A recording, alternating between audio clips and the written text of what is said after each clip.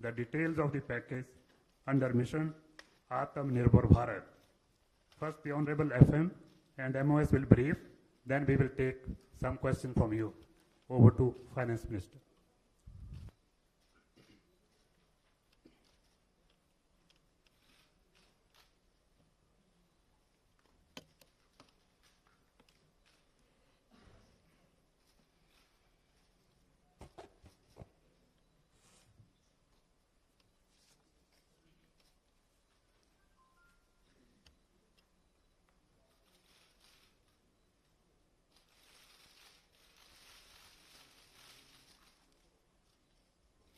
Good afternoon.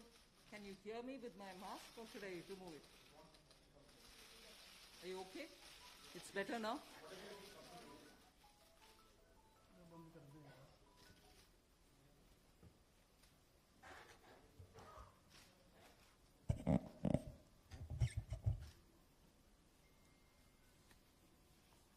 Good afternoon. I'm sure all of you will have heard the Honorable Prime Minister speak last night to the nation. He laid out a vision, a comprehensive vision. And that vision was laid out after wide and deep consultation with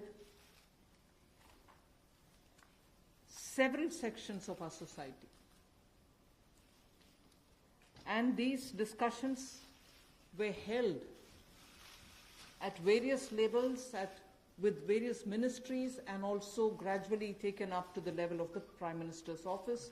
And the Prime Minister himself has been spending considerable time to make sure that the inputs obtained are given due consideration and they form a part of the package that's being given to the country.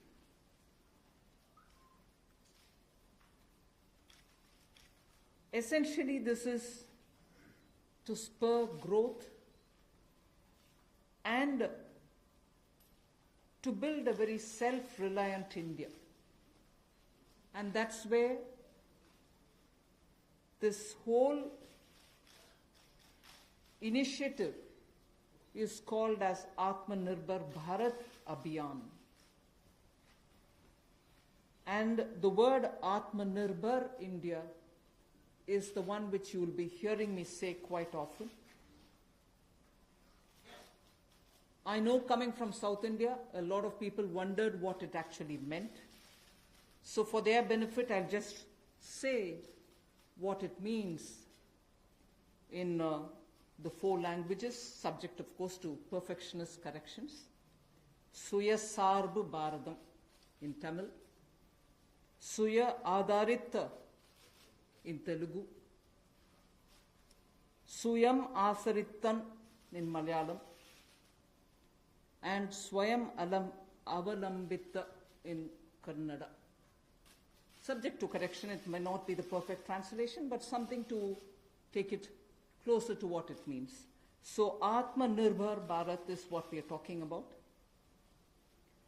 And you heard the Prime Minister clearly say that this is going to be resting on 5 important pillars. 5 important pillars: the economy, infrastructure, technology-driven systems, demography, and demand. So if these are the 5 pillars on which we are trying to build Atmanirbhar Bharat, the focus obviously will be what can be defined as the factors of production in today's language. Factors of production, all of us know that we've been hearing it: land, labor, capital, and enterprise. Today, we recast it, say it the same way, but then essentially referring to the very same factors of production, but in this Atmanirbhar Bharat, our focus therefore would be on those factors of production which are land, labor, liquidity, and law. So essentially it addresses issues of ease of doing businesses, ease of doing, compliance and regulations being due diligence observed, and so on. And in this, the intention is to build brands. Intention is also to take local brands, and build them to a global level. So there is a global value chain integration also as a part of this vision which the Prime Minister has put before us. Certainly when he says Atmanirbhar Bharat, it is not to look inwards and cut India to become an isolationist country. It certainly talks about a confident India which can rest on its strengths and also be able to contribute to the globe, the way in which the Prime Minister rightly pointed out. The production of PPE and masks and also ventilators to an extent has rapidly grown within these 40 days. We have the capability, we have the enterprise to build such capabilities and help the world with it. And therefore, India shall continue contributing to the globe. You've also been seeing, I'm moving away from Prime Minister's last night's speech, you've been seeing that the government being led by Prime Minister Modi, even in 2014-19 regime, was a listening, was a sensitive, and also was a responding government. And that is why I list before you the various reform-driven steps which have been successfully taken. It's important for us to recall that now. Even as we talk about building a new India, building an India which is going to be Atmanirbhar. If I were to group them into different categories and list out what has been done by this government, even in between 2014 and 19, if you were to talk about the poor, we had the DBT-based reforms, based on which today, as we look at the migrants, look at the poor, look at the lockdown in their lives and the impact it has made in their lives, the DBT enabled us to directly put money into their accounts, and they didn't even have to go to the bank to collect it. The bank mitras were able to come and deliver the money, and therefore that reform based on Jan Dhan accounts, based on Aadhaar, and based on mobile technology has brought a revolution in this country, which many countries do recall now, and many of them are not able to do it, although India is able to do it. So for the poor, the DBT, the micro-insurance schemes, PM Awas Yojana, Ujjwala Yojana, again something which has made it possible for people to have free cooking gas in the last 3 months. It wouldn't have been possible to reach out to the poor to have their cooking gas given unless the Ujjwala scheme was so successfully implemented. Swachh Bharat Abhiyan and Ayushman Bharat. And therefore for the poor, during the last tenure, the several schemes which benefited were all reform driven. If I were to talk about agriculture in the same spirit, PM Fasal Bima Yojana, PM Kisan Yojana, which again has come off handy, that we were able to front load the money to the Kisan during this lockdown. Otherwise it wouldn't have been possible. Creating new fisheries department, Krishi Sinchai Yojana, were all aimed at bringing reform in agriculture. Similarly, talking of business and also trying to bring in better business environment. PSB cleanups happened, public sector banks cleanup, after a heavy load of phone banking resulting in NPAs. Public sector banks recapitalization, FDI liberalization, ease of doing business reforms, which were taken down to the third level of administration governance, IBC reforms, GST reforms, and today because of the GST reforms, you're able to see what impact lockdown is having on small and medium businesses. And finally, reforms in other areas, very quickly to recall. National Highway Authority, the TOT plans, the airport privatizations, power sector reforms, which resulted in India becoming a power surplus country from shortages always. 175 gigawatts of solar targets.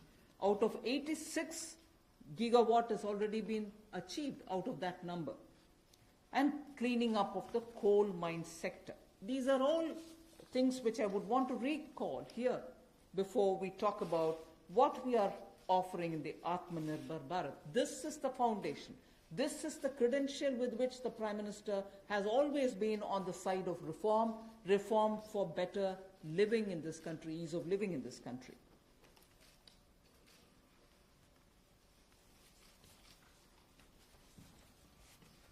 नमस्कार। कोविड-19 में देश और दुनिया के सामने बहुत सारे संकट खड़े किए और इन चुनौतियों के समय में भी भारत के यशस्वी प्रधानमंत्री आदरणीय मोदी जी अवसर देखते हैं और कहीं ना कहीं पिछले कल का उनका जो देश के प्रति संबोधन था उसमें स्पष्ट तौर पर दिखता है कि आत्मनिर्भर भारत बनाने के लिए ये जो संकल्प उन्होंने लिया है, ये जो सोच अपनी देश के सामने रखी है, इसने एक नई ऊर्जा देशवासियों में भर दी है। जहां अपने घरों तक सीमित थे लोग, आज वो आत्मनिर्भर भारत बनाने के इस संकल्प में जुड़ने जा रहा है और संकट में अवसर देख रहा है। और शायद यही कारण है कि दुनिया के मुकाबले अगर भारत का देखा जाए तो इस लड़ाई में बहुत अच्छे कदम रहे। यहां तक कि दुनिया भर के देशों में दवाइयां तक पहुंचाने का भी संकट के समय में अगर किसी ने काम किया तो भारत की दवाइयों की कंपनियों ने किया, जिसमें भारत को बहुत प्रशंसा भी मिली है। यही नहीं, सबसे पहले कोविड-19 को चलते मोदी सरकार ने जो पहला कदम उठाया वो प्रधानमंत्री गरीब कल्याण योजना के रूप में लेकर आए कि देश के गरीब को भूखा ना रहना पड़े, उसको कोई दुख तकलीफ ना हो। और 1,70,000 करोड़ का ये पैकेज माननीय वित्त मंत्री जी ने आप सबके सामने रखा था। और यही नहीं, कंप्लायंस की कोई दिक्कत ना हो कि आपको कानूनी तौर पर वैधानिक रूप से कोई जो नियमों का पालन कर रहा है उसमें आप रह ना जाएं, तो उसकी भी छूट 3 महीने का मोरेटोरियम पीरियड आपको दिया गया।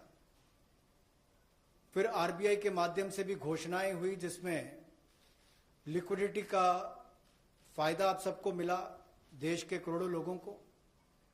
तो मेरा मानना यह है कि रिफॉर्म्स की जब माननीय प्रधानमंत्री जी बात करते हैं कि आत्मनिर्भर भारत हमने बनाना है, तो उसके 5 स्तंभ की उन्होंने बात की है, 5 पिलर्स की बात की है, जिसकी विस्तार में उल्लेख माननीय वित्त मंत्री जी ने किया है।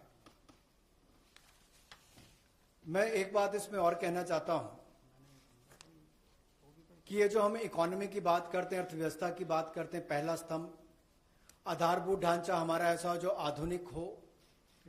और यही नहीं, हमारे सिस्टम जो है वो 21वीं शताब्दी में हमें विश्व गुरु बना सकें, उस लायक हम बनाएं। वाइब्रेंट डेमोग्राफी की हम बात करते हैं, युवा शक्ति को हम राष्ट्र शक्ति और राष्ट्र निर्माण के रूप में लगाएं और उनका लाभ उठाएं। और डिमांड को कैसे बढ़ाना है और डिमांड सप्लाई चेन का समन्वय कैसे बना रहे और अर्थव्यवस्था आगे और कैसे बढ़े, इसके इस्तेमाल को करने की भी जरूरत है। बोल्ड रिफॉर्म्स का पूरा लेखा जोखा माननीय वित्त मंत्री जी ने पिछले 6 वर्षों का दिया है। मैं यही कहूंगा, बड़े निर्णय करने के लिए मोदी जी जाने जाते हैं। चाहे वो गुजरात में आए भूकंप के समय वापस कच्छ को खड़े करने की बात हो, या आज के संकट के समय भारत में पीपीई और मास्क के निर्माण की बात हो। और कहीं ना कहीं यही सोच भारत को आत्मनिर्भर भारत बनाने जा रही है। और इस आत्मनिर्भर भारत जो मूवमेंट है, इसमें हम आप सबको जोड़ने आए हैं। 20 लाख करोड़ का ऐतिहासिक पैकेज माननीय मोदी जी ने पिछले कल घोषणा की है और प्रधानमंत्री जी ने हमें निर्देश दिया है कि प्रतिदिन अलग अलग सेक्टर्स को लेकर आप सबके बीच में आकर इसके विस्तार में हम लोग जानकारी दें। तो माननीय वित्त मंत्री जी आपको अगली जानकारी देंगे कि आज किस सेक्टर को लेकर हम आप सबके बीच में आए हैं। लेकिन बोल्ड रिफॉर्म्स 6 वर्ष भी होती रही, अब भी होगी, जब तक भारत आत्मनिर्भर नहीं हो जाता। उस दिशा में लगातार काम चलता रहेगा। So I broadly explained about the reform steps which were taken during the previous 14 to 19 tenure of this government. And after the 2019 elections, the July budget was presented. Post that, immediately, in this very hall, we met several times, over several fortnights, when we had to respond to the call of the hour, the need which was felt by the SMEs and many others. And all this only to underline the fact that you're speaking with a sensitive, a responsive, and a government which believes in consultation. So then after that, the budget of February 2020 was presented, but soon after came Corona. And after the parliament session was concluded, within hours of the announcement of the lockdown, the PM Garib Kalyan package was announced, about which Amos has briefly referred.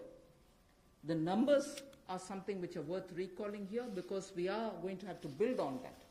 52,606 crores into DBT account of 41 crore bank account holders, the Jan Dhan account holders.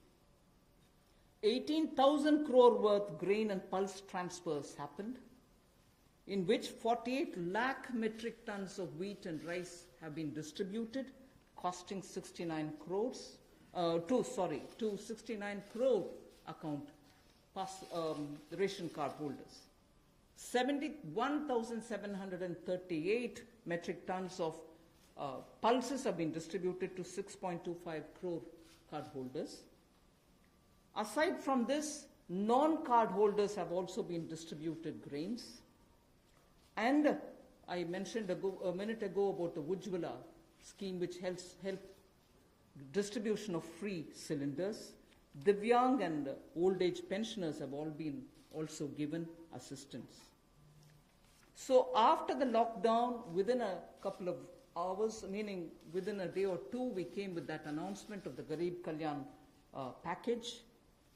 With that, there was also a compliance and also due diligence related deadline dates which were postponed so that ease of compliance could come in. Beginning today, I come over to speaking about today. Beginning today, for the next few days, I shall be coming with this entire team before you to put out the details of the vision which PM has put forth yesterday.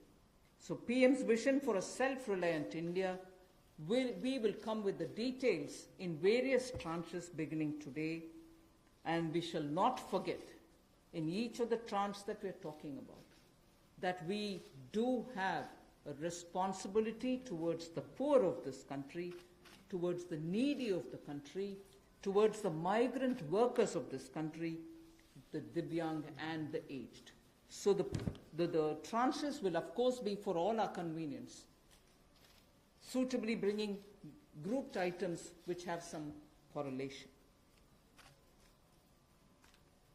Alongside, you also had the Reserve Bank of India coming up with a lot of liquidity infusion, about which the data which will be shared with you all will go into greater detail about the quantum that they came up with, the LTROs and the TLTROs. I'm not getting into it so that you'll get the data, but we are not going into it. We also ensured, the Revenue Secretary is here, we also ensured that 18,000 crores of refunds through a special drive were given for all the income taxpayers.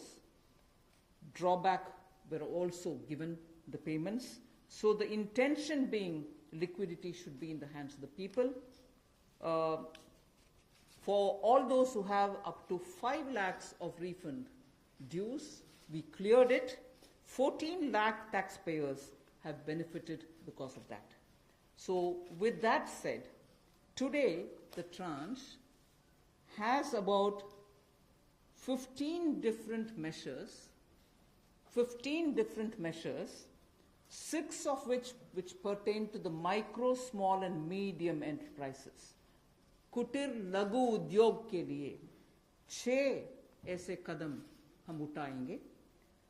2 relate to the Employees Provident Fund. 2 relate to the NBFCs, Housing Finance Corporations, and the MFIs, microfinance institutions. 1 relates to DISCOMs, 1 relates to contractors, 1 relates to real estate, and 3 are tax measures that we have taken. So I'll get into the detail of today's tranche of announcements. I said there are 6 major steps for the MSMEs. The first one, there is a collateral-free automatic loan for MSMEs which is being provided. This will give facility up to 3 lakh crores. 25 crore outstanding for those MSME units for whom 25 crore is the outstanding loan, or 100 crores whose turnover will benefit from this. These loans will have a 4-year tenure, and there will be a moratorium given for 12 months. These are going to be 100% credit guaranteed over as a cover given to banks and NBFCs on principal and interest. So this is going to be available till 31st October 2020. There are no guarantee fees, no fresh collaterals required.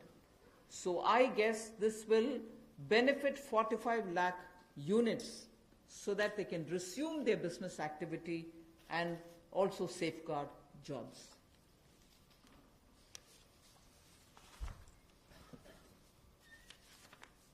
प्रधानमंत्री गरीब कल्याण योजना में जहां सबसे पहले Covid health workers के लिए 50 लाख रुपए की इंश्योरेंस पॉलिसी का प्रावधान किया गया था, वहीं पर 80 करोड़ गरीबों को 5-5 किलो गेहूं या चावल देने का प्रावधान किया गया और पूरे देश भर में पीडीएस के अलावा अतिरिक्त ये 5-5 किलो उनको दिया गया, पिछले महीने भी और इस महीने भी. इसके अलावा ये प्रति व्यक्ति 5-5 किलो था और प्रति परिवार दाल देने का भी काम किया गया 1 किलो.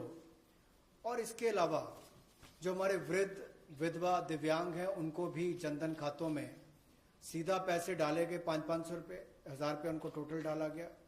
इसके अलावा जो 20.5 करोड़ जनधन योजना खाता धारक थे, ऐसे 41 करोड़ खातों में भी 52,606 करोड़ रुपया अब तक ट्रांसफर कर दिया गया है. 8 करोड़ उज्ज्वला योजना के जो उपभोक्ता हैं उनको मुफ्त में 3 महीने 1-1 सिलेंडर देने की बात हुई थी. जब तक उनको सिलेंडर की आवश्यकता है उसकी प्रक्रिया भी शुरू हो गई और दे भी दिए गए. यहां तक कि जो पीएम किसान के लिए भी 2,000 रुपया ऐसे करोड़ों किसानों के खातों में उसको ट्रांसफर कर दिया गया. तो जितनी घोषणाएं उस पीएम गरीब कल्याण योजना के अंतर्गत की गई थी उन पर सारे कदम भारत सरकार द्वारा उठाए गए और करोड़ों भारतीयों को इसका लाभ माननीय प्रधानमंत्री नरेंद्र मोदी जी के माध्यम से मिला है. जहां तक व्यापारी वर्ग की बात है, आम आदमी की बात है, कंप्लायंस का बर्डन उसके ऊपर ना आए, घर से बाहर नहीं जाते थे, तो उसके सामने जो संकट था कि वो कैसे समय सीमा रहते अपनी कंप्लायंस पूरी कर सके, उसमें भी उसको छूट दी गई और उसको भी 3 महीने आगे बढ़ाया गया, जिससे उसको लाभ मिला है. आरबीआई ने भी जो महत्वपूर्ण घोषणाएं की उससे लाखों करोड़ रुपए की लिक्विडिटी मार्केट में आई है, जिससे पूरे देश को लाभ मिला है. और इसकी जानकारी आप सबके सामने पहले भी रखी है, केवल आज एक बार फिर आपके ध्यान में लाने की जरूरत पड़ी तो उसको किया है. एक जो मीडिया के माध्यम से हमारी जानकारी हमें मिली और जो वीडियो कॉन्फ्रेंस और बाकी सब वार्तालाप बाकी लोगों से हुआ, मध्यम, सूक्ष्म, लघु उद्योग कुटीर उद्योग, घरेलू उद्योग जो है, इन सब के सामने बहुत बड़ी मुसीबत थी कि पैसों की भारी कमी थी। इन सब के लिए क्या किया जाए, ये भारतीय अर्थव्यवस्था की रीढ़ है। ये जो हमारा सूक्ष्म लघु मध्यम उद्योग है, कुटीर उद्योग है, गृह उद्योग है, इन सब का एक बहुत महत्व है। 12 करोड़ से ज्यादा लोगों को ये रोजगार देते हैं। तो ऐसे कारोबार और व्यापार करने वाले, विशेष तौर पर एमएसएमई सेक्टर जो है, इसके लिए आज एक बहुत बड़ी घोषणा है कि collateral free automatic loan 3 lakh crore रुपए का मध्यम सूक्ष्म लघु कुटीर और गृह उद्योग को मिलेगा। इसमें किसी को अपनी ओर से कोई गारंटी, कोई कोलेटरल देने की आवश्यकता नहीं है और इसका समय सीमा भी 4 वर्ष की होगी और पहले 12 महीने यानी कि पहला 1 वर्ष उनको प्रिंसिपल रीपेमेंट नहीं करना पड़ेगा, इनके मूलधन का चुकाना नहीं पड़ेगा, मूलधन को नहीं चुकाना पड़ेगा और 12 महीने की इस पे छूट रहेगी और 4 वर्ष के लिए उनको ऋण दिया जाएगा। तो 3 लाख करोड़ रुपए का ये ऋण, ये हमने बगैर किसी गारंटी, बगैर किसी कोलेटरल के भारत के मध्यम सूक्ष्म लघु उद्योग, कुटीर और गृह उद्योग के लिए मोदी सरकार ने करके दिया है। I just move to the next one, which is about a 20,000 crores subordinate debt proposition which we are bringing. If the earlier one, which was just now explained by the MOS, was for standard MSMEs who, because of lockdown, couldn't move forward because they didn't have money, they didn't have cash coming in. So for buying raw materials or paying the wages, if they had a problem, you had that emergency credit line which we spoke about just a minute ago. Now I come to talking about subordinate debt through which we want to infuse about 20,000 crores. These are meant for stressed MSMEs. So if you're providing for the standard, you're now providing for the stressed MSMEs. Now the stressed MSMEs do have a problem of equity. So for them, through a subordinate debt provision, we want to provide about 20,000 crore liquidity. 2 lakh MSMEs are likely to benefit from this. The functioning of the MSMEs which are NPA or are stressed, all of them will be eligible. For this subordinate debt-based scheme, NPAs or stressed MSMEs will all be eligible for this. The government will be providing about a 4,000 crore as its contribution to the MSE, the Credit Guarantee Trust, and they will be then able to provide the partial credit guarantee support to the banks, as a result of which stressed and NPA MSMEs will immediately benefit. तनाव में जो सूक्ष्म लघु मध्यम उद्योग या कुटीर या गृह उद्योग है, उनकी इन परिस्थितियों को देखकर गौण कर्ज या अधीनस्थ ऋण के रूप में 20,000 करोड़ रुपए का प्रावधान इन स्ट्रेस्ड एमएसएमईज के लिए किया गया है, ताकि इनकी जो कमी आती थी उस कमी को दूर किया जा सके। और इसमें भी लगभग 2 लाख से ज्यादा मध्यम लघु सूक्ष्म कुटीर उद्योग को लाभ मिलने वाला है और ये 20,000 करोड़ का गौण ऋण ये तनाव वाली एमएसएमईज को दिया जाएगा। The next of the MSME linked steps that we are taking, this is the third. There is a fund of fund being created for infusing about 50,000 crore as equity into the MSMEs. This will benefit those MSMEs who have the potential and who are viable. So we spoke about those who are standard, we spoke about those who are NPAs and stressed. Now I'm talking about MSMEs who may be doing viable business and who need hand-holding because of the situation thanks to the COVID. So this fund of fund with a corpus of 10,000 crores through mother fund and daughter fund framework will be able to provide the growth potential MSMEs greater support, and this we think will help MSMEs to expand their capacities, and this will also encourage them eventually to get listed in the markets which they can choose. जो मध्यम लघु सूक्ष्म उद्योग अच्छा कर रहे हैं, विस्तार करना चाहते हैं, आगे बढ़ना चाहते हैं, लेकिन उनके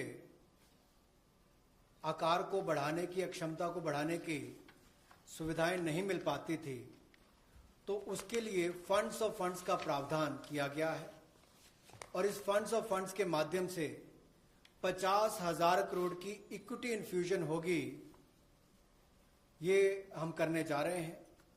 इससे इन सभी अच्छा काम करने वाले मध्यम लघु सूक्ष्म उद्योगों को अपना आकार और क्षमता बढ़ाने का अवसर मिलेगा। The next one is something which all of us have been waiting for a long time, about the definition of MSMEs. I'm sure you heard from several sources that this discussion has been going on. We have now come to a stage where we can happily announce that the definition being changed is being changed in favor of the MSMEs. Because there was always this fear in very successful MSMEs also, that if they outgrow the size of what is defined as an MSME, they'll lose the benefits that they get as an MSME itself. So outgrowing this definition meant outgrowing and going out of receiving benefits. Therefore, MSMEs preferred to remain within the definition rather than grow. Now what we are coming with is a change in the definition of MSME so that they need not worry about growing in size. They will still be able to get quite a lot of benefits which otherwise, as an MSME, they had got. So now how do we change it? I told you why we are changing the definition. How are the changes being brought about? What exactly is the change which is coming in? The change is that investment limit which defined an MSME is being revised upwards. So you can be a slightly more larger invested company, but you're still going to be considered only as an MSME. And then I'll come to the amounts which is shown in the chart there. But the idea is, even with an increased investment, you'll still be defined only as an MSME. You shall not get out of the benefit which is given to you as an MSME. Second is, additional criteria to define an MSME is being brought in. And that criteria is based on turnover. So that is being brought in newly now. Earlier it was only investment size. Now investment size and or additional turnover size is being brought in. And earlier, the distinction which prevailed between manufacturing unit, and therefore their definition was on slightly different account. Service units, their definition was on slightly different criteria. Now that differentiation between manufacturing and service MSME are being removed. Manufacturing MSME or service-based MSME shall all be defined similarly. And then, therefore, the chart that is there before you will tell you what was earlier and what is now. What was earlier defined with an investment of 25 lakh as micro unit will now have investment allowed till 1 crore. So they'll still be called a micro unit even if the investment is up to 1 crore. Now, in that, service investments of 10 lakhs were called as micro earlier. Now, because the distinction is removed, service also will have the benefit of being called a micro unit even if the investment is 1 crore. Over and above it, I did say that in addition to investment as a definitional criteria, we are bringing in the criteria of turnover also. So now your investment can be up to 1 crore and your turnover can be up to 5 crore. You shall be called as micro. this or that. Your investment can be 1 crore and your turnover can be 5 crore. Up to 5 crore, you will be micro enterprise. And so on. So small will be up to 5 crore, manufacturing enterprise. Services was up to 2 crore. Now the definition is changed to 10 crores and 50 crores. Investment and turnover, and so on. The table explains it.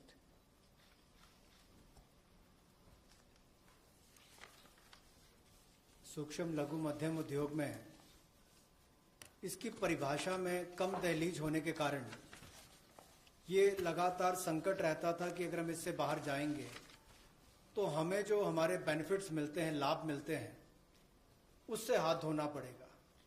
और यही कारण था कि हमारे कुटीर सूक्ष्म लघु उद्योग कभी बड़ा बनने का सपना नहीं देखते थे, और सपना देखते भी थे तो ये जो सीमा इसके लिए रखी गई थी, कम दहलीज थी, इसके कारण ये बड़े नहीं हो पाते थे। और कहीं ना कहीं जो आज कंपटीशन है उसमें फिर ये बहुत पीछे रह जाते थे। वर्षों लंबित मांग है, वर्षों से मैं सुनता आ रहा हूं, चौथी बार एमपी बन गया, कब से शुरू हो रही, आज तक वही मांग है। मैं धन्यवादी हूं प्रधानमंत्री मोदी जी ने इस पर यह कदम उठाने के लिए कहा है। और जो पहले क्राइटेरिया था कि मैन्युफैक्चरिंग यूनिट जो है वो 25 लाख से कम इन्वेस्टमेंट की होगी तो माइक्रो में आएगा, और सर्विस एंटरप्राइज जो थी वो 10 लाख तक की अगर उसने इन्वेस्टमेंट की होगी तो माइक्रो में आएगा। अब इसमें एक बदलाव किया गया है कि निवेश की लिमिट को तो बढ़ाया ही गया है, साथ में कारोबार को भी जोड़ा गया कि आपने व्यवसाय या कारोबार कितना उस वर्ष में किया है। तो इसको इन्वेस्टमेंट को बढ़ाकर माइक्रो के लिए 25 लाख से बढ़ाकर 1 करोड़ तक की जो इन्वेस्टमेंट करेगा वो माइक्रो यूनिट कहलाएगा। और ये मैन्युफैक्चरिंग और सर्विसेज दोनों के लिए एक ही क्राइटेरिया रहेगा, तो सर्विस सेक्टर को भी माइक्रो में आने का लाभ मिला है। तो 1 करोड़ से कम निवेश करने वाले को माइक्रो इंडस्ट्री में जो 5 करोड़ तक का व्यापार कारोबार करेगा उसको माइक्रो कहा जाएगा। स्मॉल वाले के लिए 10 करोड़ तक का निवेश और 50 करोड़ तक का कारोबार करने का प्रावधान, और मीडियम जो है उसमें 20 करोड़ तक का निवेश और 100 करोड़ तक की टर्नओवर। तो आप कल्पना कीजिए कि कल तक जो शायद मीडियम वाले के लिए आता था वो आज आपके स्मॉल वाले के लिए भी उससे बेहतर ऑप्शंस आकर खड़ी हो गई। तो इससे हमारे कुटीर सूक्ष्म लघु मध्यम उद्योग को बहुत बल मिलने वाला है। एक और बैंकों का हाथ पकड़ना, पैसा देना, दूसरी तरफ से डेफिनेशन चेंज करके उनके आकार और क्षमता को बढ़ाने का अवसर देना, ये अपने आप में क्रांतिकारी कदम इस दिशा में लिया गया है। I move to the 5th step in the MSMEs. I said total 6 measures have been are getting announced today. Of the 6, the 5th one is that for government procurement, tenders up to 200 crores will no longer be on global tender route, meaning global tenders will be disallowed in government procurement for tenders up to 200 crores. Why is this being done? Majority of the MSMEs in India were unable to supply those big mother units, as you may call, big, large companies, who they were serving all the while. Suddenly the conditions became, based on the global tenders, unmatchable by our MSMEs. So they were disqualified from supplying to companies for whom they actually grew as ancillary units. As a result, many of our MSMEs were not anymore able to participate in supplying products to many of these large units. So by bringing this condition now, we are saying for global tenders worth 200 crores or less, particularly for government procurement, they need not be global tenders at all. So this will make MSMEs do their business with a lot more confidence and carry on with it. Self-reliant India will also then be able to serve Make in India, because small units can now be participant in government purchases.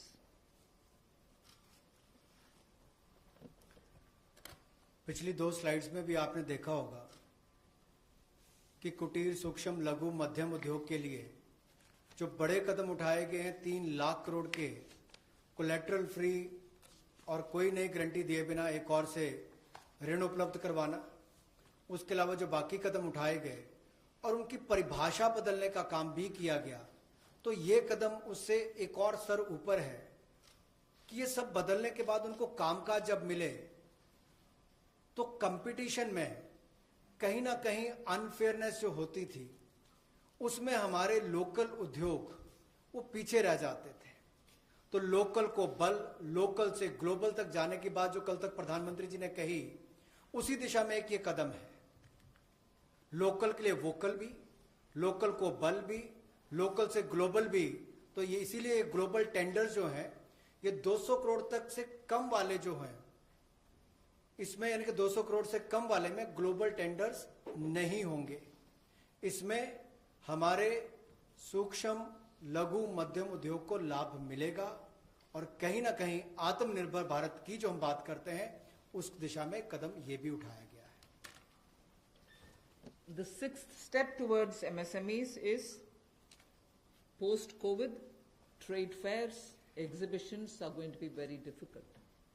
So we shall ensure that e-market linkage is provided across the board for all these MSMEs so that they're able to find their market easily in the absence of being able to participate in trade fairs which cannot be held in this environment.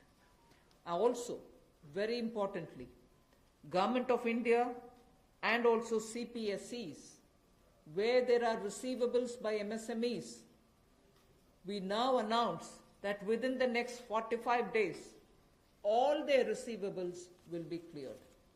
The CPSEs and Government of India will honor every MSME receivable within the next 45 days.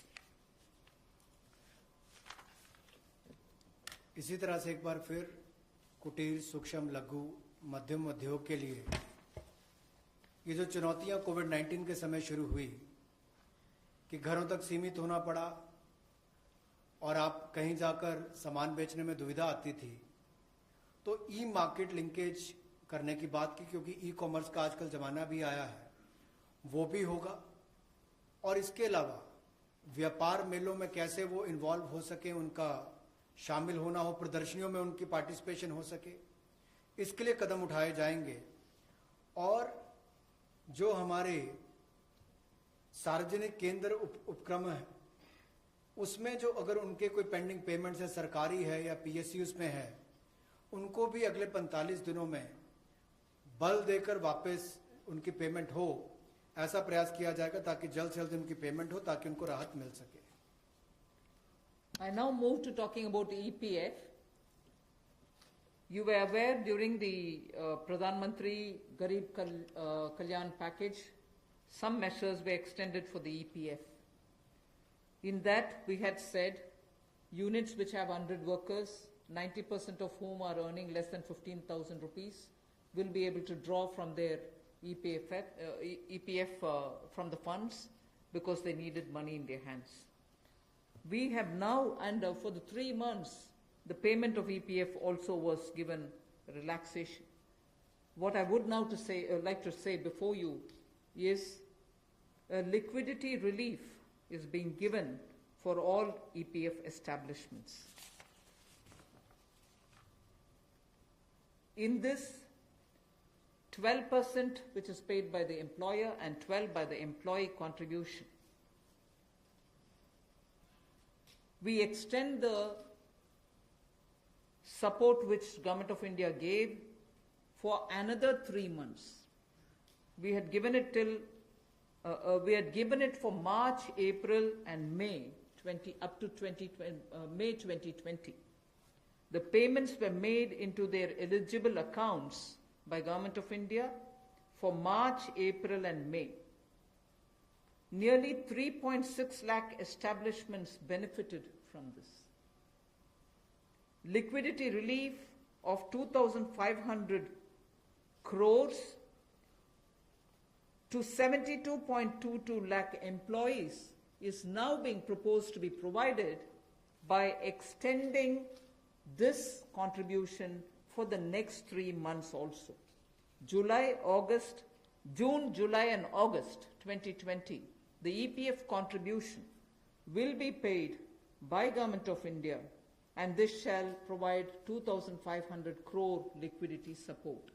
So what was given earlier for March, April and May is now being extended for another 3 months, which will be June, July and August, and therefore we shall be infusing 2,500 crore liquidity and 72.22 lakh employees will benefit from it.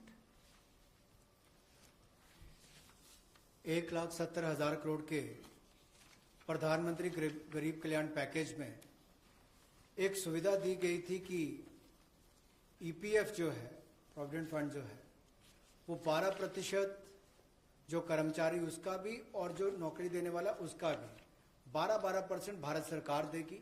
और ये पहले 3 महीनों के लिए हमने किया था, जिसकी भुगतान कर भी दिया गया पहले 2 महीनों के लिए, और इसको अगले 3 महीने और बढ़ा दिया जाएगा। इसका प्रावधान भी जून, जुलाई और अगस्त के लिए कर दिया गया है। 3,67,000 ऐसी संस्थाओं के 72,22,000 ऐसे कर्मचारियों को इसका लाभ मिलेगा, जब कर्मचारी का 12% हिस्सा भी और नियोक्ता जो नौकरी देने वाला है उसका 12% हिस्सा भी भारत सरकार देगी, और ये कुल मिलाकर 2500 करोड़ के लगभग का लाभ इनको मिलेगा। The next on EPF again, in order to provide more take-home salary for the employees and also to give relief to employers in the payment of PF for those which have not been covered under the earlier description, which is if you have 100 employees, 90% of whom are drawing less than 15,000, we announced a scheme earlier, which I'm extending for another 3 months. That's what was announced a minute ago. The second one in EPF now is the statutory PF contribution for those who are not covered in the earlier one is being reduced from 12% to 10%. So for the next 3 months, employers need to pay only 10% and not 12% so that they will have some more money in their hands. However, for the central public sector enterprises and for state PSUs, we will continue to pay 12%. So this reduction is not for the government. However, government employees B, government employer, still pays 12%. But employees in these public sector undertakings will be given the advantage of paying only 10%. So a liquidity relief of 6,750 crores for both the employee and employer will be available for the next 3 months.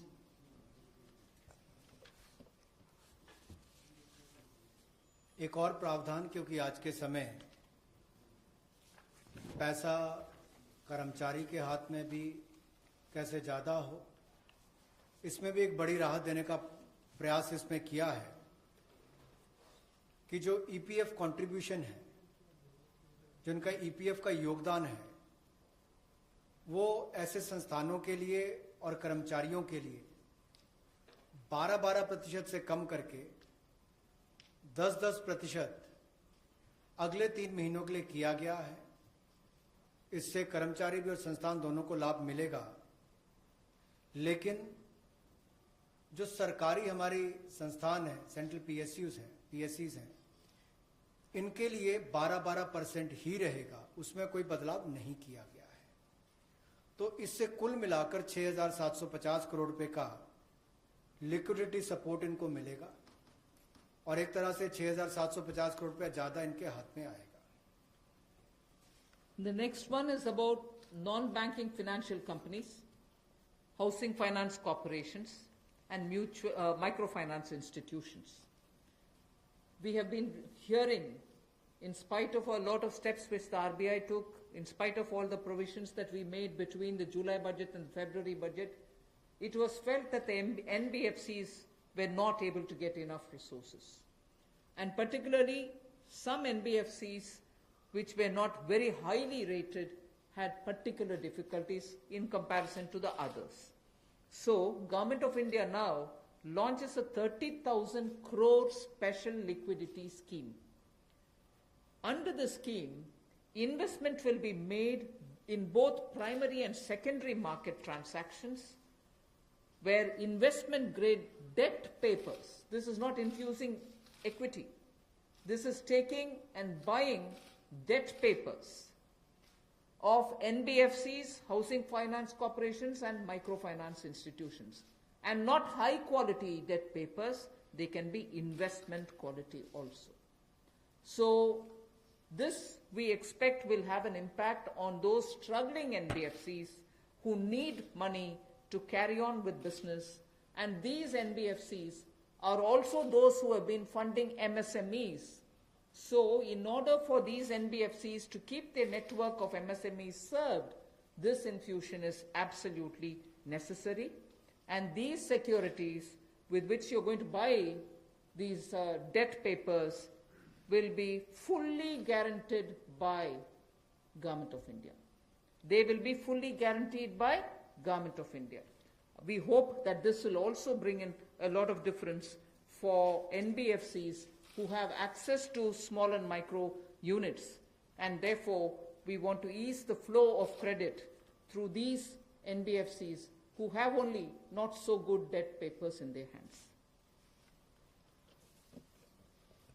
गैर banking वित्तीय कंपनियां NBFCs या फिर हमारे housing finance companies और micro finance institute, इन सब के लिए जो इनके पास लिक्विडिटी की कमी आती थी, धन का अभाव होता था, उसके लिए ये नई योजना लेकर आए हैं जिसमें 30,000 करोड़ रुपए का विशेष तौर पर प्रावधान किया जाएगा। स्पेशल लिक्विडिटी स्कीम ये होगी जिससे इनके धन की आपूर्ति भी होगी, और इसके माध्यम से जहां एक और हाउसिंग सेक्टर को बल मिलेगा, एमएसएमई सेक्टर को बल मिलेगा, उसका भी लाभ हमारी अर्थव्यवस्था में और नीचे आम आदमी को पहुंचेगा, और इसका पूरी तरह से गारंटी भारत की सरकार देगी। The next facility also for the NBFCs is to give 45,000 crore liquidity infusion through a partial credit guarantee scheme for the NBFCs in particular. This is an existing scheme, but we are expanding its scope. Expanding its scope only because it will now cover borrowings such as primary bond issued, the commercial papers. So all these will constitute the liability side of the balance sheet, but we are getting into that area also. But in this case, as different from the previous one, 20%, the first 20% loss alone will be borne by the guarantor, which is Government of India. The first 20% loss. So in this again, AA rated papers below and also below that will all be included. Even unrated papers will be eligible for investment. This we think will help many of the microfinance institutions, and with this, if money goes into their hands, even based on unrated papers, we guess they will have liquidity to reach out to the MSMEs who may be in the far-flung areas. जहां पहली 30,000 करोड़ की liquidity guarantee scheme लेकर आए थे, liquidity scheme लेकर आए थे NBFCs के लिए, एचएफसीज और एमएफआईज के लिए, वहीं पर अब आंशिक ऋण गारंटी योजना, ये लगभग 45,000 करोड़ रुपए की एनबीएफसीज का इसमें प्रावधान किया गया है। इसमें भारत सरकार गारंटर होगी, जो 20% का नुकसान इसके द्वारा सहन किया जाएगा, वहन किया जाएगा। और यही नहीं, इसमें AA पेपर और इससे भी नीचे वाले जो है उसको भी इसमें पैसा मिल पाएगा, ऋण मिल पाएगा। और इसके अलावा जो अनरेटेड पेपर एलिजिबिलिटी है इन्वेस्टमेंट के लिए, वो भी इसमें प्रावधान किए गए हैं ताकि ज़्यादा इसका स्कोप बढ़ सके, ज़्यादा लोगों को इसका लाभ मिल सके और कुल मिलाकर इससे भी नई लैंडिंग जो है यानी कि कर्जा दिया जा सके सूक्ष्म लघु मध्यम उद्योग को और आम नागरिकों को भी मिल सके, उसके लिए इसका प्रावधान किया गया है। I move over to talking about the DISCOMs. DISCOMs today are facing unprecedented cash flow problems. They desperately need help.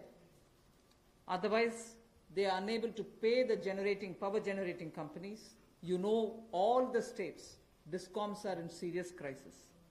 So in order to help them, there is a emergency liquidity injection, which is happening to the extent of 90,000 crores. Now the Power Finance Corporation, REC, the Rural Electrification Corporations, both of them put together will infuse liquidity of 90,000 crores to all the DISCOMs against all the receivables that they have. They're sitting there without getting paid. In turn, they are not able to pay the GENCOs.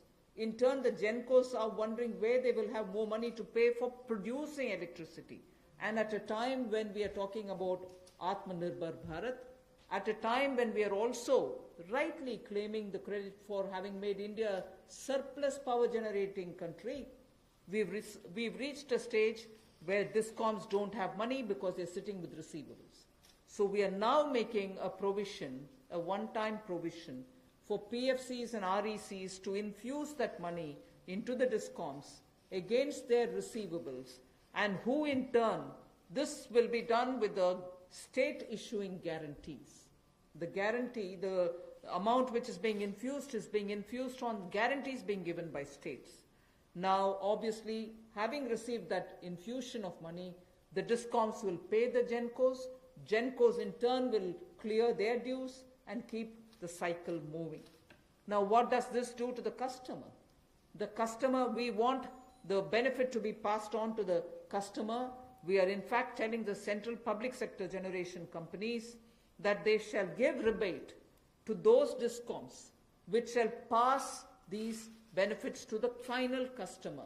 So we are making it clear to the central public sector generation companies that on receiving the money from the DISCOMs, they should be able to pass it on again back to the consumers. So this is a one-time infusion of liquidity for cash-desperate DISCOMs.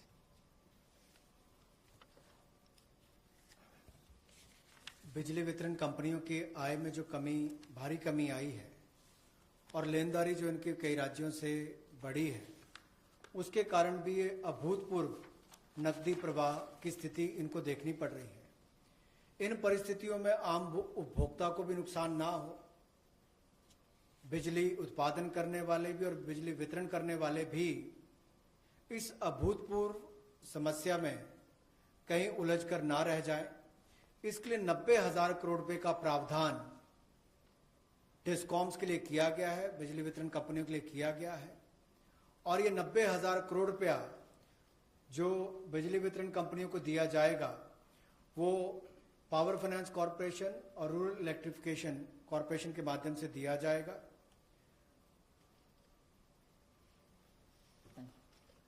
I move over to the next, which deals with contractors.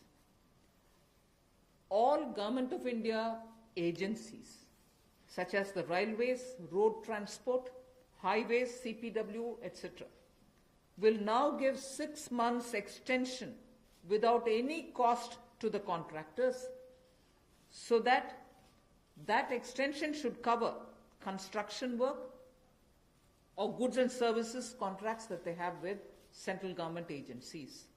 They can take additional 6 months to comply with the contract conditions.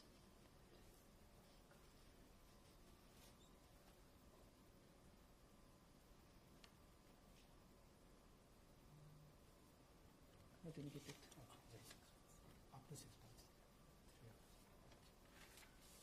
So the extension is up to 6 months, is what I'm being told. Okay. Covers construction. This shall cover construction work or cover even goods and services contracts. It will also cover completion of works and intermediate milestones that they may have. This will also cover and extend concessional period which is given in PPP contracts. So even the concessional periods will get extended up to 6 months. And in order to facilitate greater liquidity which they can obtain, government agencies will partially release bank guarantees to the extent of the partially completed contracts. So if a particular contract is completed to some extent and not fully, to that some extent, the partial bank guarantee will also be released so that the cash flow will improve. जहां एक और पहले 200 करोड़ तक के tenders global नहीं होंगे, एक वो राहत दी गई। अब उसके बाद जो अभी काम हमारे कॉन्ट्रैक्टर्स कर रहे हैं देश भर में, चाहे वो रेलवेज का हो, सड़कों का हो, हाईवेज का हो, सेंट्रल पब्लिक वर्क्स का हो, अलग अलग डिपार्टमेंट्स के हों, क्योंकि कोविड के कारण ये समस्या खड़ी हुई, तब उनको 3 महीने से ज़्यादा 6 महीने तक की राहत इसमें दी जा सकती है एक्सटेंशन के रूप में, ताकि उनको कोई खामियाजा ना भुगतना पड़े। और जो ऑब्लिगेशंस थी उनकी, उसके कारण दिक्कत आ सकती थी, इसलिए प्रावधान किया गया है ताकि मुकदमेबाजी या बाकी सब ना हो और मानसिक रूप से भी ठीक रहे और अच्छा काम करके समय पर पूरा कर सकें। तो 6 महीने तक की इनको राहत दी गई। और यही नहीं, जो पीपीपी कॉन्ट्रैक्ट है उसमें भी जो कंसेशन पीरियड है उसमें भी ये राहत 6 महीने तक की दी जा सकती है, पर मैक्सिमम जो है 6 महीने तक हो सकता है। केस टू केस मैटर करेगा। और जो सिक्योरिटी दी जाती थी पार्शियल, उसको रिलीज किया जा सकता है आंशिक रूप से। मान लीजिए मैं कोई ठेका लिया है, 70% किसी ने काम किया और उसके एवज में उसकी आंशिक रूप से वो बैंक गारंटी को वापस किया जा सकता है, ताकि उसके पास और लिक्विडिटी और काम करने के लिए आ सके। एक बहुत बड़ी राहत इस तरह से कॉन्ट्रैक्टर्स को भी देश भर में देने का एक प्रावधान किया है। 80% की होगा तो उसके अनुसार, 60% की होगा तो उसके अनुसार, लेकिन कुल मिलाकर उसके पास पैसा ज्यादा आए ताकि वो काम काज में उसको कहीं दिक्कत ना आए। I've come to the last two of today's announcements. One relate to the real estate, which is what I'm doing now. The next has direct taxation related reliefs, which has 3 different aspects. So the last two, one is on the real estate and the next is on the taxation. In the real estate matter, the Urban Development Ministry shall issue advisory to the states and the union territories so that the regulatory authorities are given clear picture that they can treat the COVID-19 period as an event where you can invoke the force measure. In other words, they can treat it as an act of God, and to that extent be flexible about the execution of the contract signed. This will also mean that with the necessary changes, they will have to issue fresh project registration certificates. They can extend the registration and the completion dates. Suo motu, they can do it by 6 months for all registered projects, expiring on or before 25th March 2020. So using the force majeure clause, they can suo motu extend the registration and completion date by 6 months if the project was registered on or after 25th March 2020. So there need not be individual applications separately for it. They can suo motu do it. They can also issue fresh project registration certificate automatically with revised timelines. So this way, people who had entered into a contract and got fixed because of the coronavirus will not suffer. These measures, we think, will de-stress developers and real estate industry which is already in difficulty, will benefit with the new timelines. कोविड-19 का प्रभाव हमारे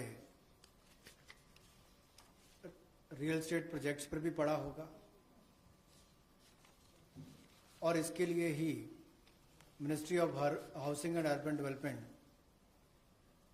ये राज्य की सरकारों को और UTs को एडवाइस भी करेगी कि उनकी जो रेगुलेटरी अथॉरिटीज हैं वो एक प्रावधान करें कि जो रजिस्ट्रेशन और कंप्लीशन डेट है उसको सुओ मोटो 6 महीने तक आगे बढ़ा दिया जाए और इसकी जो 25 मार्च तक जो एक्सपायरी डेट थी यानी कि उसको 6 महीने तक आगे बढ़ा दिया जाए और इसमें कोई इंडिविजुअल एप्लीकेशंस मंगवाने की आवश्यकता नहीं है। जो 25 मार्च तक थी उसको वैसे ही 6 महीने तक का आगे विस्तार कर दिया जाए, उसको आगे अवधि को आगे बढ़ा दिया जाए। रेगुलेटरी अथॉरिटीज को भी यही अनुरोध किया गया है और इसमें ministry of housing and urban affairs के माध्यम से जाएगा कि 3 महीने तक पीरियड उसको भी आगे बढ़ा दिया जाए और जो फ्रेश प्रोजेक्ट रजिस्ट्रेशन सर्टिफिकेट्स हैं वो भी रिवाइज टाइमलाइंस के साथ दे दिए जाए। तो इसी तरह से रेरा के अंतर्गत जो टाइमलाइंस है उसको आगे बढ़ाने की जो बात कही गई है इसमें विस्तार में कही गई। I move over to talking about the tax-related proposals, which is my last. You're fairly familiar with the TDS and the TCS tax deductions which happen. We have now from, let us say, tomorrow till 31st March 2021, reduced the TDS rates and the TCS rates by 25% of the existing rate. So if the existing rate is 100, it will be reduced by 25%. This shall apply to all payments, if they are payment for contracts or professional fees or interest or rent or dividend or commission or brokerage. All of these will be eligible for this 25% rate reduction. Through this, and as I said, this will be coming into force from tomorrow and last till March 31st, 2021. And this we think, this reduction we think will release nearly 50,000 crores in the hands of the people who otherwise would have paid it as TDS. This reduction alone is going to give 50,000 crores back to the people, in the sense it will be in their hands rather than coming in as payment of taxation. जो TDS rates हैं वो सभी non salaried payment वालों को, residents को, और TCS rate जो है उसमें 25% की कटौती की गई है फाइनेंशियल ईयर 2020-2021 के लिए, और इससे 50,000 करोड़ रुपए का लगभग लाभ आम जनता को मिलने वाला है। यानी कि अगर मेरा 100 रुपया बनता था तो मैं 100 रुपये की बजाय अब 75 रुपये दूंगा और उसमें 25% की कटौती की गई है। तो एक बहुत बड़ी राहत गैर वेतनभोगी इन सबके लिए, non salaried payment to residents, इनके लिए की गई है। The next is a set of dates which are getting extended for direct tax, some of the measures that we are taking. All pending refunds to charitable trusts and non-corporate businesses and professions, including that of proprietorship, partnership, LLP and cooperatives, shall be issued immediately. I did mention at the beginning that we have already refunded quite a lot of refunds which were either 5 lakhs or lesser to individuals who waited for their refund for a long time, and through that nearly 14 lakh people had benefited. Now we are saying that the pending refunds of all charitable trusts, non-corporate businesses, professions, proprietorships, partnerships, LLPs and cooperatives, many of whom can be very small, Many of these are in cooperative sectors, many are MSMEs, many are small partnerships. All their refunds will be given immediately, which will mean that they will get their due money, that's their money, they will get it back in their hands without any delay. Then the due date of all income tax returns for the year 2019-2020 are now being extended from 31st July 2020 and 31st October 2020 to 30th November 2020, and tax audits from 30 September 2020 is being changed to 31st October 2020. So that is a measure which will help people not to worry about how they are going to do their compliance, will they be able to file their returns or not. So that is a step which we take. And the last one, which also is a taxation related measure, is the date of assessments getting barred, because assessment time gets barred with a certain date. We are conscious of it, we have taken cognizance of it, so we are saying date of assessments getting barred as on 30th September 2020 is now being extended to 31st December 2020. So 3 months extension is being given so that date of assessment doesn't get barred as of September 2020, it can wait till December 2020.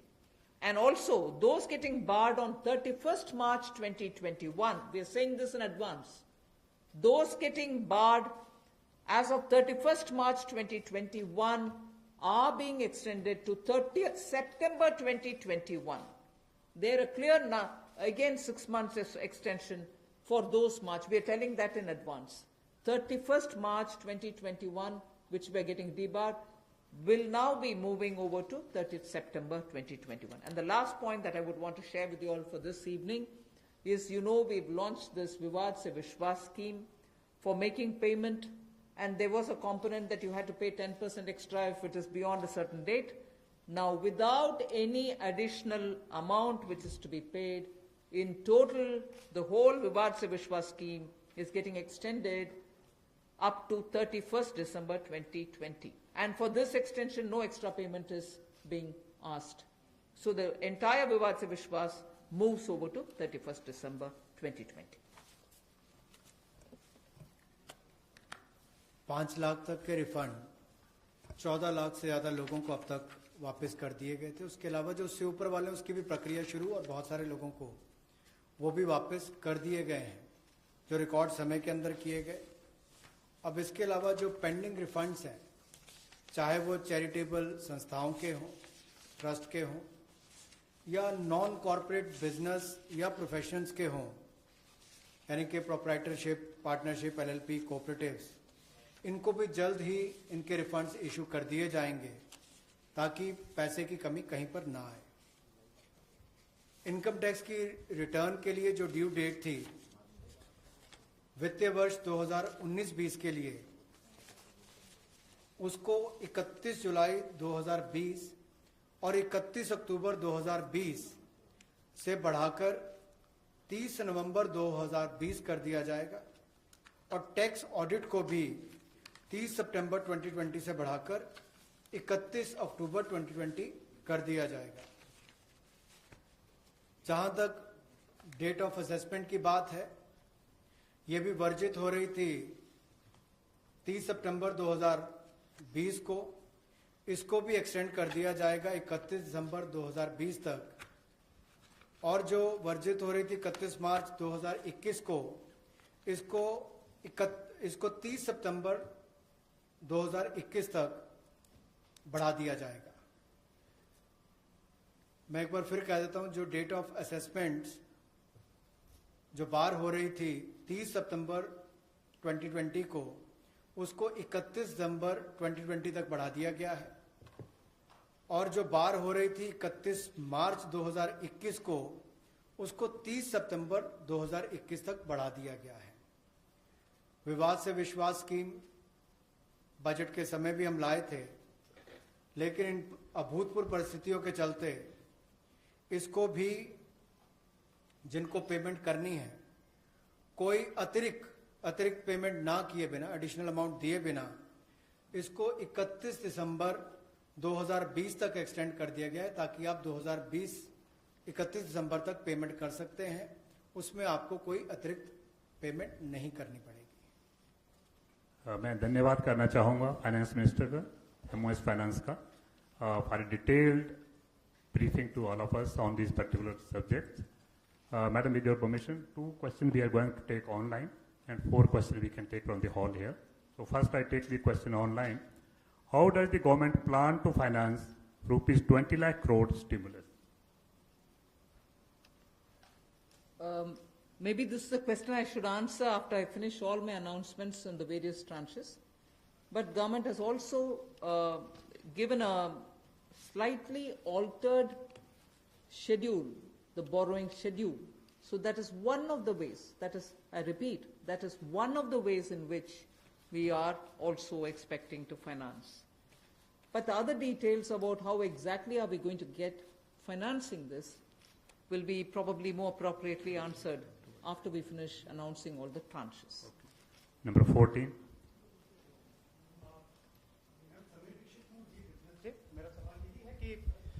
Borings को लेकर के पहला सवाल था, इस पे थोड़ा सा अगर आप और बताना चाहें कि इतने बड़े पैकेज के लिए सरकार फिलहाल बोरिंग को लेकर के क्या योजना है, आने वाले वक्त में किस तरीके का और प्रावधान करने की योजना है, और दूसरा ये कि जो बैंक गारंटी, जो लगातार बैंक पिछले 2-3 महीने में ये इस बात को लेकर के चिंतित थे कि कुछ सेक्टर्स पर लोन देने के लिए वो ज्यादा पॉजिटिव नजर नहीं आ रहे थे और बैंक गारंटी, सरकार से गारंटी को लेकर के वो लगातार अपील कर रहे थे।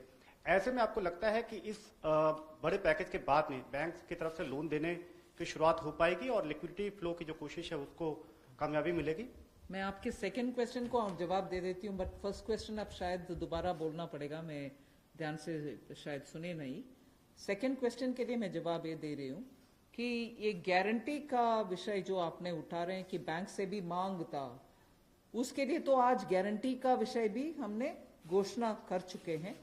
सो उसके कारण हम ये मानते हैं कि बैंक्स में थोड़ा और तैयारी होगी। मगर वैसे भी पिछले एक सप्ताह से बैंक सेक्रेटरी इधर देवशीष पांडा जी हैं, लगातार कितने बैंक से क्रेडिट जा रही है, किन को जा रही है, MSME की जा रही है, रिटेल सेक्टर को जा रहे हैं, ये विषय हम फिनेंस मिनिस्ट्री के हैंडल से और PIB के द्वारा भी जानकारी देते आ रहे हैं। इसमें हम स्पष्टता से ये समझें कि बैंक्स लोन देने से संकोच नहीं कर रहे हैं। सैंक्शन किए हुए लोन्स हैं जिसमें बैंक का ये कहना है कि सैंक्शन करने के बाद भी कस्टमर आकर के लॉकडाउन खत्म होने के बाद हम आकर लेंगे, प्लीज तब तक आप पैसा रिलीज ना करें। ऐसे रिक्वेस्ट कस्टमर रख रहे हैं बैंक के सामने। मैं ये नहीं कह रही हूं सभी कस्टमर्स ऐसे बोल रहे हैं, मगर ज्यादातर कस्टमर्स ये बोलने की वजह से सैंक्शनड लोन का विवरण हम दे रहे हैं हर 2 दिन के एक बार, फिर भी वो अमाउंट रिलीज क्यों नहीं होता। और ये भी प्रश्न उठते हैं कि क्यों बैंक्स रिवर्स रिपो में, रिजर्व बैंक में लगातार पैसा डाल करके आ रहे। कारण यही है कि सैंक्शन करने के बाद भी क्लाइंट्स उनके अपने चॉइस पर कह रहे हैं कि लॉकडाउन निकालने के बाद, हटने के बाद हम पैसा रिलीज करवाएंगे आपसे। सो ये भी है विषय, हम इसका पूरे हर पहलू अंडरस्टैंड करने का आवश्यकता है। Your first question? That's all right. That's covered. Number 12. I'm Sapna here. Very good afternoon. Ma'am, 2 questions. A lot of queries are coming from various quarters that after the announcement of the additional borrowing by the government last Friday of 4.2 lakh crore approx, how much is of that's going to be taken care in terms of meeting the revenue gap, ma'am? And the stimulus which you've just mentioned. And ma'am, in today's announcements, would you be able to give us any indication as to what would be the cash outgo by the government? I think your first question is largely addressed already about where are we going to get the money from, and is the debt market going to be able to, receive the announcement that's been made by the government last Friday? Yes, you're seeing how the market is responding, and that's no secret. It's not something anyone can hide. It's public domain information. I have broadly indicated the amounts. But in any case, end of the all the announcements, 4 or 5 announcements, you'll get to know. And in any case, the Honorable Prime Minister has clearly said what is the total size of the stimulus package. Ma'am, related question online hai. Does the package announced by the Prime Minister yesterday is a standalone one, or it is inclusive of earlier package of 1.7 lakh crore and the other security item 65 lakh crore liquidity measures announced by the RBI? Does this all? As I said, whoever has asked that question online can wait till all the announcements are made. Number 9. Ma'am Monika ji business ma'am MSME sector में पहले से ही बहुत ज़्यादा liquidity crunch था और UK Sinha committee ने ये सारी रिकमेंडेशंस पहले से ही दे दी थी, तो इतना समय क्यों लग गया? क्या हम लॉकडाउन का इंतज़ार कर रहे थे? और दूसरा ये कि अप्रैल के जीएसटी नंबर्स अभी तक नहीं आए हैं, तो एमएसएमई सेक्टर से काफ़ी कंप्लेंट्स आ रही हैं और वो काफ़ी रिक्वेस्ट कर रहे हैं कि एक जीएसटी एमनेस्टी स्कीम उनके लिए आ जाए, तो क्या हम उसकी आशा कर सकते हैं? एमएसएमई के लिए अभी इतनी सारी घोषणा, पता नहीं मुझे क्यों आप उसको लॉकडाउन के लिए हम इंतजार के, कौन इंतजार करते हैं जी लॉकडाउन के लिए? आप क्षमा कीजिए, मुझे कैसे उसका जवाब देना है पता नहीं चल रही है। मगर एमएसएमई के लिए हम धीरे धीरे जुलाई बजट में भी घोषणा किए, उसके बाद पार्शियल गारंटी का अनाउंसमेंट भी हुआ, फरवरी के बजट में भी एमएसएमई के लिए बहुत सारे कदम हमने उठाए, और अभी कॉम्प्रिहेंसिवली स्ट्रेस्ड हो, एनपीए हो, सस्टेनेबल और वायबल यूनिट्स हो, उन सब के लिए अलग अलग हिस्से पर एमएसएमई के लिए स्टेप्स उठा रहे हैं। और जीएसटी रेवेन्यू के ऊपर रेवेन्यू सेक्रेटरी को मैं बोलूंगी कि प्लीज। नंबर 13। आपने जो सवाल पूछा कि जीएसटी का जो अप्रैल महीने का फिगर अभी तक डिक्लेयर नहीं किया है, आपको मालूम है कि जीएसटी के जो रिटर्न्स फाइलिंग के डेट्स है वो सब एक्सटेंड हो गए हैं। एक बार जब अगर एक्सटेंड कर दिया जाए कि हमने बहुत सारे रिटर्न्स कहा है कि जून तक भरना है, या जो 5 करोड़ से ज़्यादा के जो लोग हैं उनको भी हमने टाइम दिया है, तो एक्सटेंशन देने के बाद अब जो ये जो फिगर्स है इसके बारे में स्पष्ट स्थिति जो है सो हमें 30 जून तक ही मिल पाएगा हमें।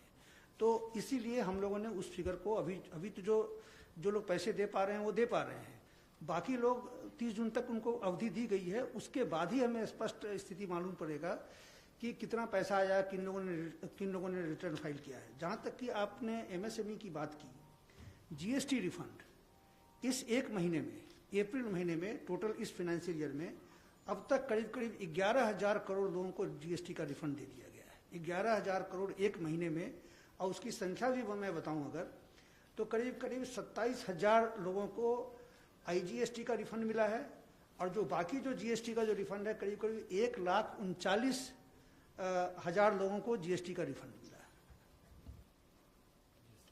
Madam Sunil Prabhu, NDTV. Just 2-3 points. One, of course, was on the fiscal deficit. Where do you keep the target now? Because this is something that nobody visualized it. Prabhu, just may I intervene? Please focus your question on today's briefing part, because as Madam told, It's part of that, sir. 4-5 series briefing will be here, so please focus for the today's briefing.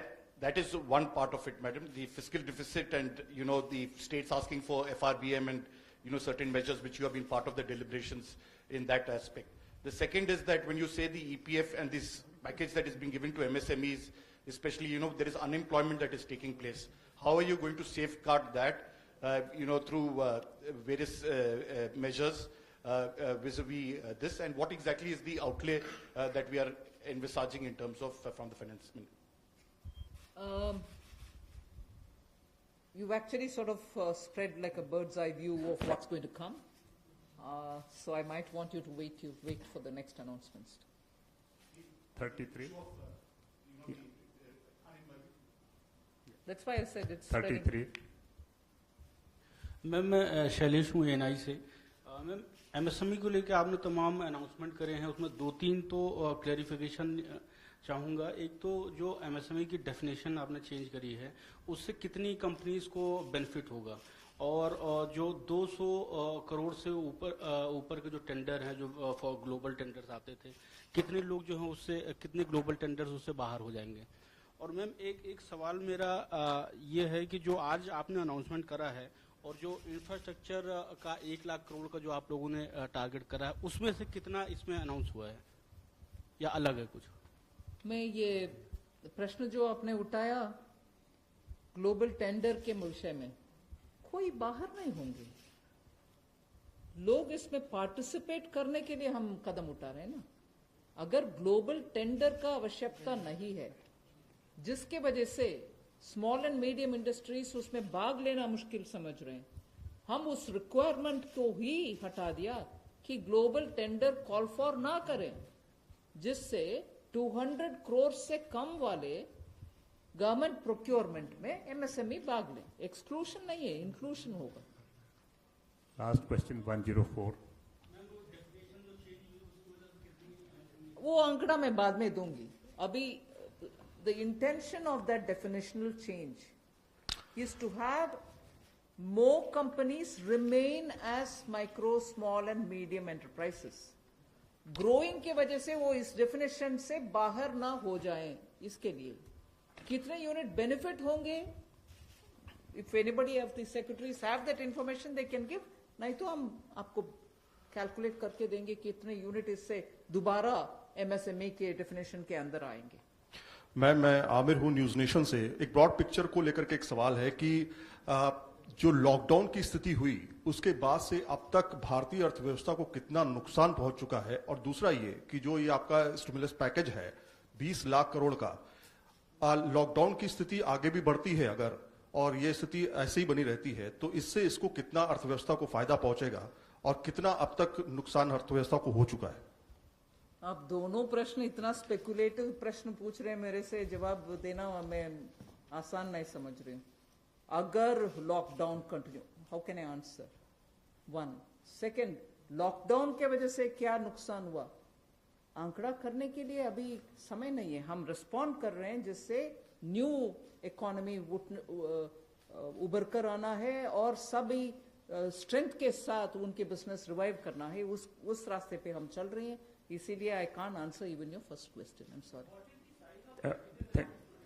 Where from this question is coming? Please just, last question has already been taken. I know that there are large number of questions today, but friends, as we are meeting regularly for next 2-3 days, so please, it's enough also. I thank madam and thank the MOS. Thank you very much.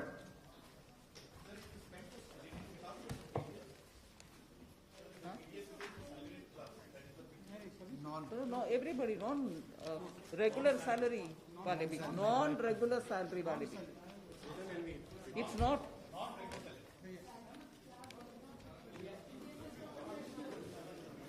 TDS is for professionals, TCS is for others, no?